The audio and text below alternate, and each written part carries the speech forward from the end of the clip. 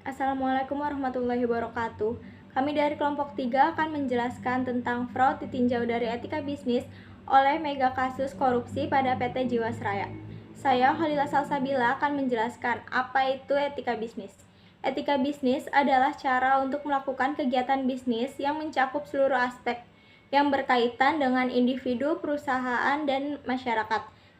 Etika bisnis bisa disebut dengan norma-norma atau etika dalam melakukan dan mengelola suatu bisnis.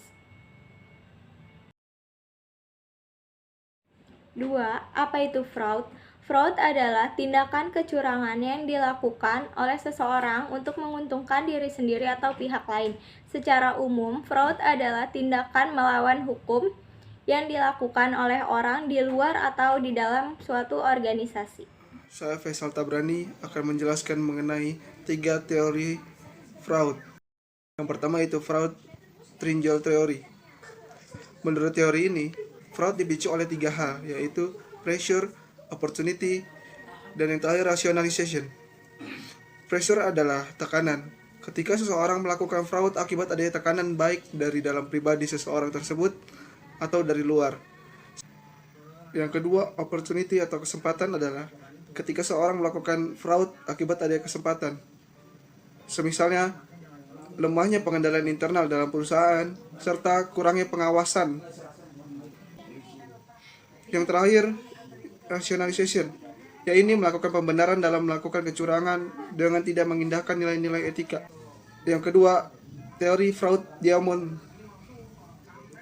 Teori ini merupakan perkembangan dari teori fraud triangle. Dalam teori ini terdapat sebab terjadinya fraud. Yang pertama pressure, yang kedua opportunity, yang ketiga rationalization, dan yang terakhir adalah capability. Capability adalah sifat atau kemampuan pribadi seseorang yang mempunyai peranan besar dalam memungkinkan melakukan tindakan kecurangan. Dan yang terakhir adalah teori fraud pentagon. Teori ini adalah perkembangan dari 2 teori yang sebelumnya telah dibahas, yaitu menambahkan elemen arrogance dalam elemen-elemen pemicu fraud. Terima kasih. Perkenalkan, nama saya Putri. Di sini saya akan menjelaskan tentang kasus korupsi yang terjadi pada PT Asuransi Jiwasraya. Seperti yang kita ketahui, pada pemahaman ini, bisnis dianggap etis apabila bisnis tersebut dapat memberikan manfaat bagi konsumen dan masyarakat secara luas. Itu artinya, bisnis dapat dianggap baik apabila memberikan dampak positif bagi konsumen dan juga lingkungannya. Namun yang terjadi pada PT Asuransi Jiwasraya ini dianggap tidak melakukan etika bisnis dengan baik karena telah merugikan nasabah dan juga membuat masyarakat kurang percaya terhadap produk-produk asuransi secara luas.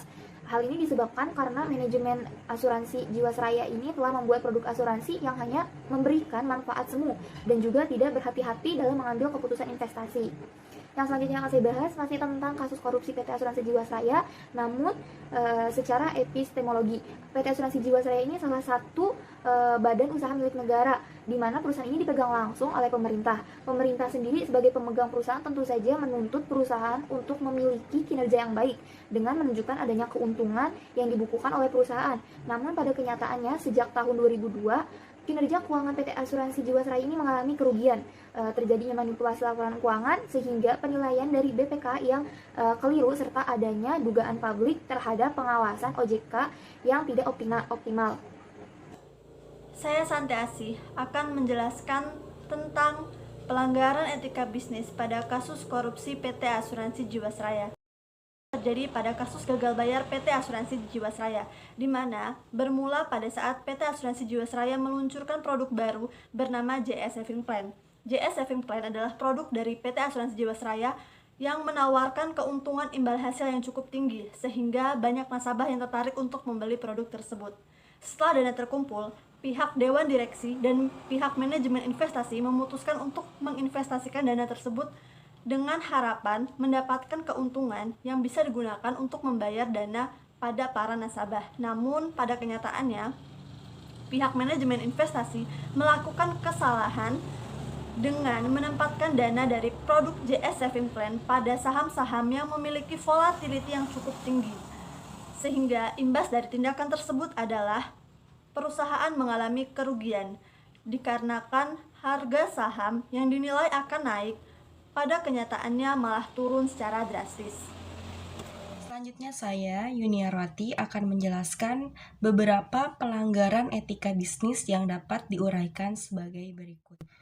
Yang pertama, investasi yang dilakukan oleh Dewan Direksi dengan menggunakan dana dari produk JS Saving Plan yang berjumlah cukup besar nyatanya malah diinvestasikan pada saham-saham berkualitas rendah. Yang kedua, pemberian harapan semu pada para nasabah mengenai timbal hasil yang sangat tinggi terkait pembelian produk JS Saving Plan. Yang ketiga, adanya informasi yang tidak diungkapkan oleh pihak Dewan Direksi terkait klaim polis asuransi atas produk JS Saving Plan yang tidak dapat dicairkan.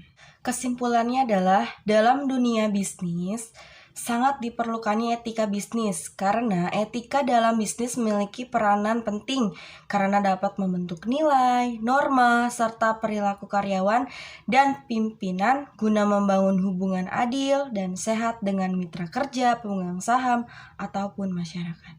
Jadi, jika suatu perusahaan tidak menerapkan etika bisnis dan profesi, maka akan timbul suatu masalah terhadap perusahaan tersebut.